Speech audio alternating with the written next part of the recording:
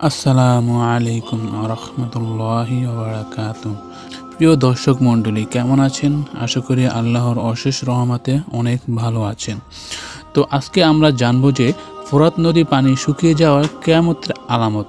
তবে এটা কখন হবে আমরা কিন্তু কেউই জানি না। তো চলুন জেনে আসি, তবে এই পৃথিবী কখন কিয়ামত হবে এই সম্পর্কে কিছু আলামত জেনে আসি। পৃথিবী ধ্বংস হওয়া বা কিয়ামত সংঘটিত হওয়ার সবচেয়ে বড় আলামত হচ্ছে সর্বশেষ নবী হযরত মুহাম্মদ সাল্লাল্লাহু আলাইহি ওয়াসাল্লামের আগমন। আজ থেকে প্রায় 1400 বছর আগে এই আলামত দেখা দিয়েছে। তারপর আরও বড় বড় কিছু আলামত সংঘটিত হবে, যা কিয়ামতের পূর্বাভাস বলে হাদিসে উল্লেখ করা হয়েছে। যেমন ইয়াজুজ মুজুজের পৃথিবীতে আগমন, ইমাম মাহদী আগমন, ঈসা আলাইহিস সালামের আগমন। এছাড়াও কিছু ছোট ছোট আলামত রয়েছে। এর মধ্যে অন্যতম হচ্ছে মধ্যপ্রাচ্যের ফোরাত নদীর পানি শুকিয়ে যাওয়া, এর ধনভাণ্ডার মানুষের সামনে প্রকাশ করা। সাম্প্রতিক সময়ে ফোরাত নদীর পানি শুকিয়ে যাচ্ছে বলে সংবাদ প্রকাশ হয়েছে। তাহলে কি এই ফোরাত নদীর পানি শুকিয়ে যাওয়াটা হাদিসের বর্ণনার সঙ্গে মিলে যাচ্ছে? আসুন জেনে নেই ফোরাত নদীর পানি শুকিয়ে যাওয়ার ব্যাপারে হাদিসে কি উল্লেখ রয়েছে। ফোরাত নদীকে আরবিতে বলা হয় নাহরুল ফোরাত, এর তুর্কিতে বলা হয় ফিরাত। ঠিক আছে, তো এই ফিরাত বা ফোরাত নদী দক্ষিণ পশ্চিম এশিয়ার একটি নদী। এটি তুরস্কের উৎপত্তি লাভ করে সিরিয়া ও ইরাকের ভিতর দিয়ে প্রভাবিত হয়ে দজলা নদীর সঙ্গে মিলিত হয়েছে এবং সাত আল আরব নামে প্যারস উপসাগরে গিয়ে পতিত হয়েছে। ফোরাত ও দজলা নদীর পানি ব্যবহার করে প্রাচীন মেসোপটেমিয়া সভ্যতাগুলো বিকাশ লাভ করছিল। এখন চলুন ফোরাত নদীর আয়তন সম্পর্কে কিছু জেনে আসি।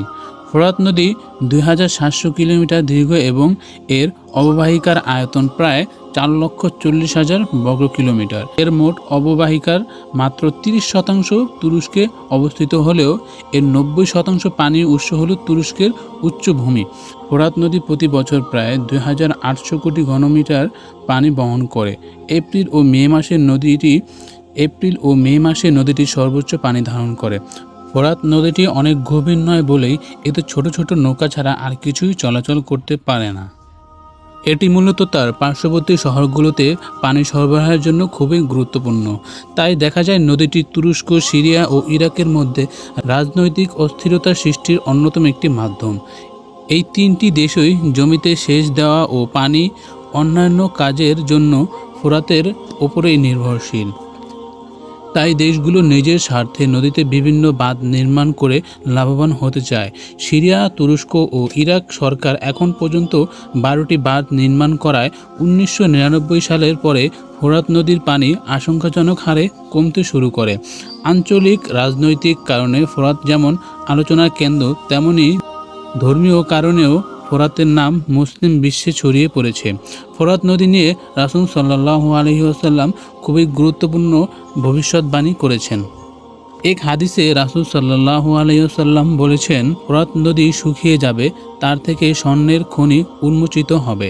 সুতরাং যে ব্যক্তি সে সময় বেঁচে থাকবে সে যেন তার থেকে কোনো অংশ গ্রহণ না করে।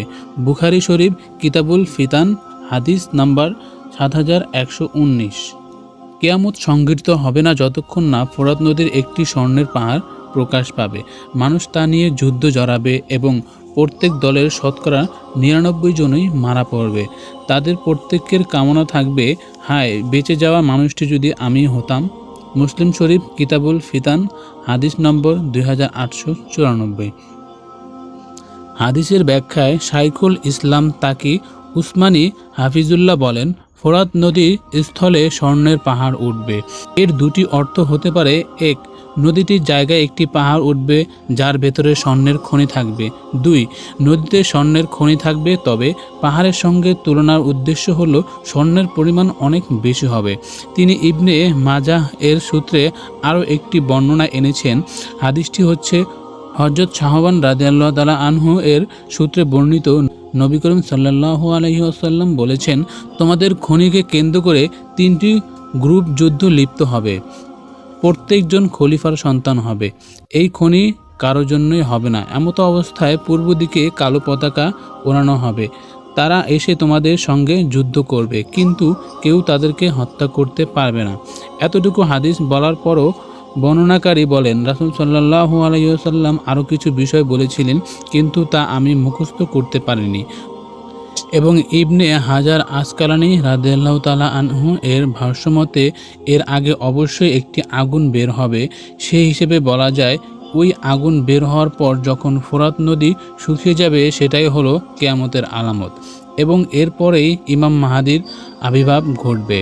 এর আগে যদি ফোরাত নদী শুকিয়ে যায় তাহলে তা কিয়ামতের আলামত হিসেবে সাব্যস্ত হবে না। কিন্তু বর্তমান ফোরাত নদীতে স্বর্ণের পাহাড় প্রকাশিত হওয়া হাদিসের ব্যাপারে পর্যাপ্ত জ্ঞান না থাকায় অনেকেই বলে থাকেন ফোরাত নদীতে স্বর্ণের খনি ইতিমধ্যে প্রকাশিত হয়েছে। হাদিস ইসলামী পর্যাপ্ত জ্ঞান না থাকায় মিথ্যা সংবাদ প্রচার করছে।